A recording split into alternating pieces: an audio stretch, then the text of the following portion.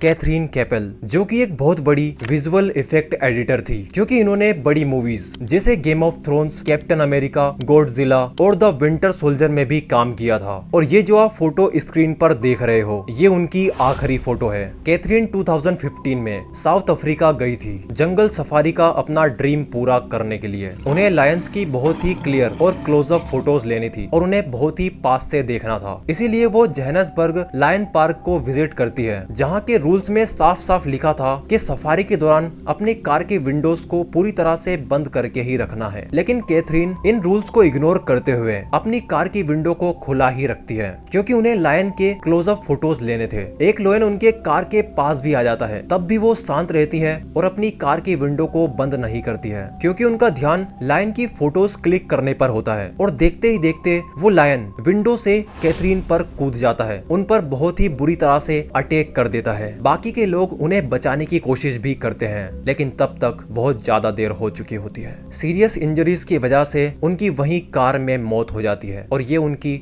Last जंगल safari बन जाती है। सो हेलो दोस्तों, मैं हूं Amit and welcome back to Red Infinity, जहां पर हम डिस्टर्बिंग, क्रीपी और अजीबोगरीब टॉपिक्स पर चर्चा करते हैं, यानी कि इत्मीनान से बैठकर बात करते हैं। तो ये वीडियो भी बहुत ज्यादा इंटरेस्टिंग होने वाली है, तो आखिर तक जरूर बने रहें। तो चलो स्टार्ट करते हैं इस वीडियो को।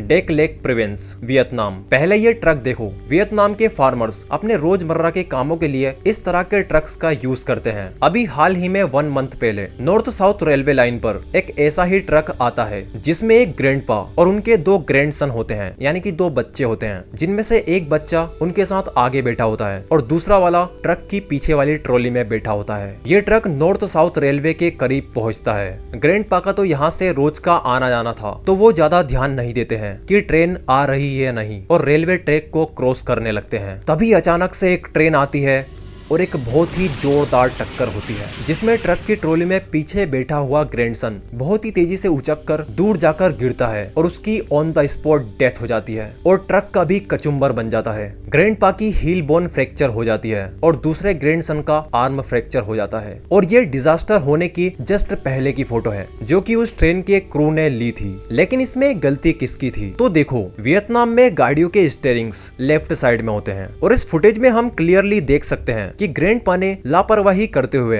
अपने ग्रैंडसन को ट्रक चलाने के लिए दे रखा होता है। कई लोगों का ये भी कहना है कि उस रेलवे ट्रैक पर बैरिकेड्स और ट्रैफिक लाइट्स क्यों नहीं थी? तो असल में वो कोई ऑफिशियल रास्ता नहीं है। वहाँ के आसपास के लोगों ने खुद से ही वो रास्ता बना लिया था, ताकि ज्यादा दूर से घूमकर ना जाना पड़े।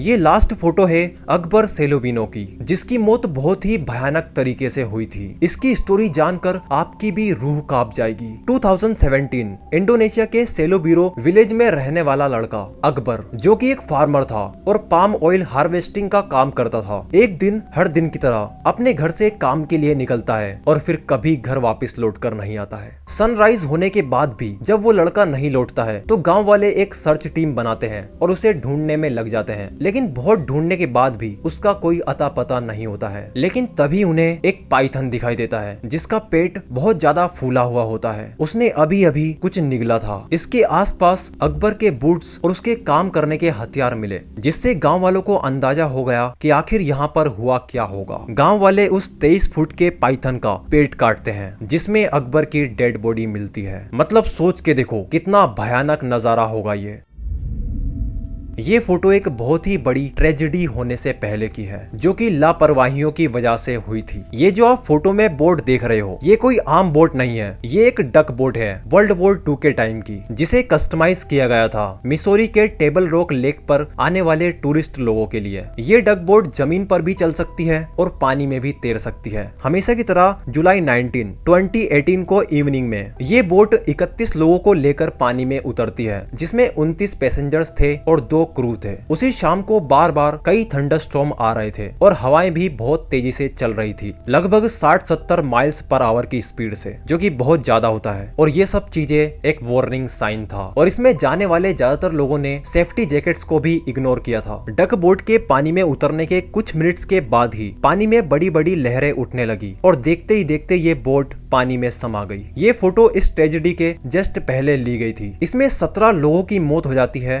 और बाकियों को किसी तरह से बचा लिया जाता है। इस डिजास्टर में सबसे ज्यादा हार्ट ब्रेकिंग चीज थी कोलेमैन फैमिली के लिए, क्योंकि इस बोट में इनकी फैमिली के 11 मेंबर्स गए थे और अनफॉर्चुनेटली सिर्फ 2 ही सरवाइव कर पाए। नेचर वार्निंग्स को इग्नोर करना एक बड़े डिजास्टर में बदल गया।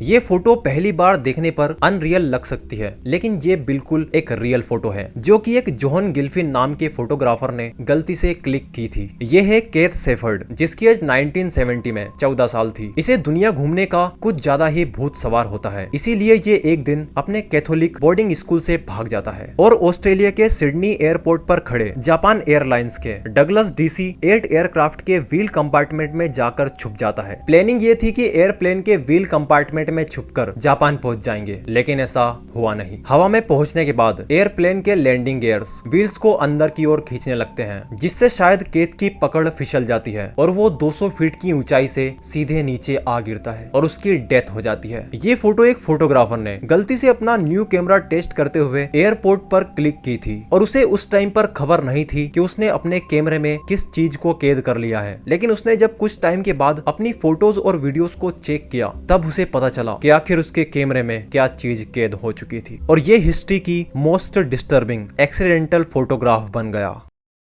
तो बस इतना ही था इस वीडियो में। कमेंट करके जरूर बताना कि ये वीडियो कैसी थी। मिलते हैं जल्द ही नेक्स्ट वीडियो में। Bye bye.